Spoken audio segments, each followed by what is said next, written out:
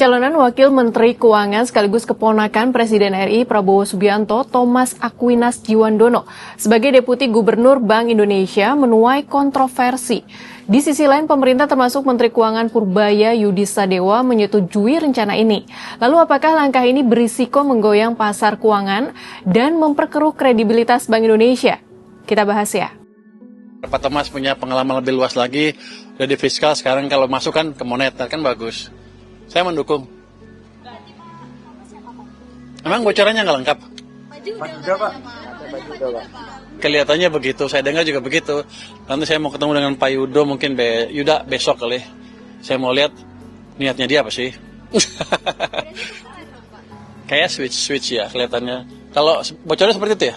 Kayaknya begitu, switch kelihatannya. Alasannya apa, Pak? Sekalian belajar. Disuruh ngintip-ngintip, apa di BI ada apa sih? Kan udah ngintip 2 kali cukup. Jadi dia pindah ke sana juga cukup, saya pikir. BI, makanya saya bingung. Kalau Yuda Agung masuk ke saya, jangan-jangan orang Pak Peri mau nekan saya di dalam. Enggak, itu suatu exchange, pertukaran yang saya pikir seimbang.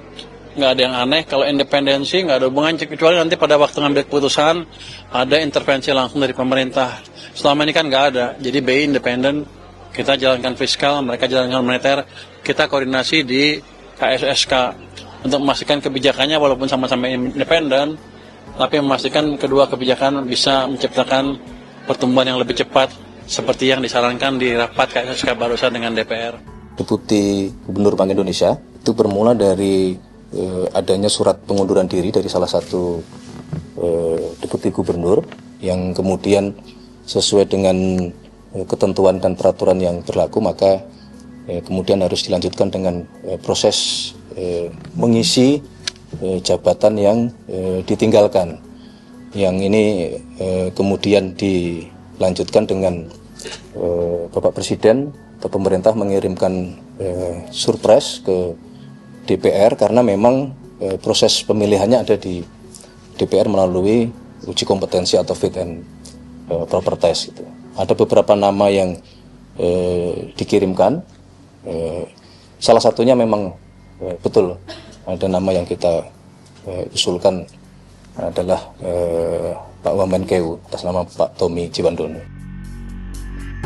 Thomas yang merupakan keponakan dari Presiden RI Prabowo Subianto dikabarkan akan mengisi kursi kosong Deputi Gubernur Bank Indonesia.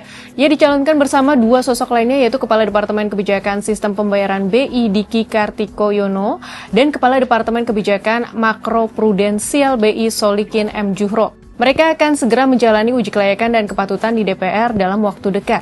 Sebaliknya Yuda Agung yang sebelumnya menjabat Deputi Gubernur BI dikabarkan akan menempati posisi Wakil Menteri Keuangan yang ditinggalkan oleh Thomas. Terkait tukar guling ini, Guru Besar Universitas Airlangga Rahma Gafmi menyebut bahwa pencalonan Thomas sebagai Dewan Gubernur BI berisiko memicu respons negatif dari para pelaku pasar.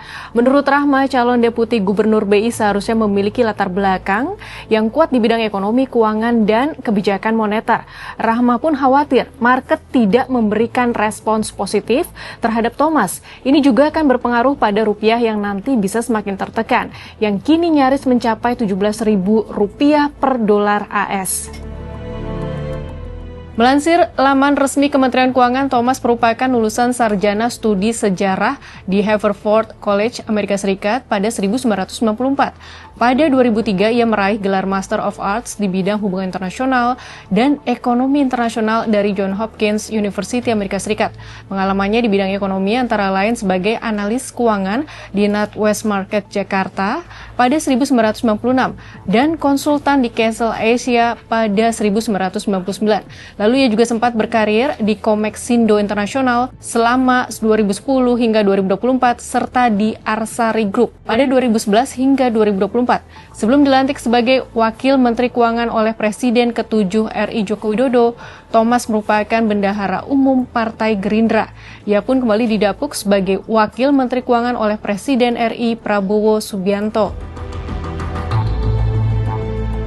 Ekonom Lembaga Penyelidikan Ekonomi dan Masyarakat Fakultas Ekonomi dan Bisnis Universitas Indonesia, Teuku Rifki berpendapat pencalonan Thomas dapat memengaruhi independensi BI yang sejatinya mulai tergerus. Menurut Rifki, nantinya pengambilan kebijakan Bank Indonesia tidak lagi berfokus pada mandat utamanya, yaitu pengendalian rupiah dan inflasi.